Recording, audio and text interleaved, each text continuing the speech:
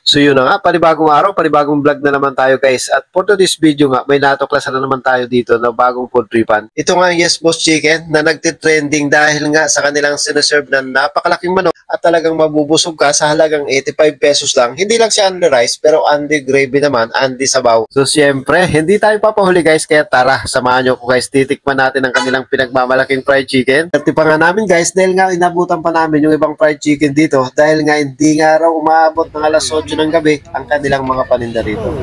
Tara, tikman na natin. Pusa. Ay, pusa. Puso.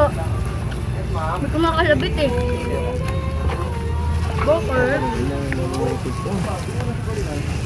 So yan guys, yung mga gustong pumunta dito guys sa Yes Boss Chicken, located lamang po sila sa 2575 Tijeron Street, Subel, Rojas. Gilid lamang po ng Pure Gold Makati. O Google search nyo na lang, Yes Boss Chicken. Picture muna tayo para sikat. So ito nga guys, spotted natin ang idol natin na food vlogger na si Kuya kaya pa-picture na nga rin tayo guys.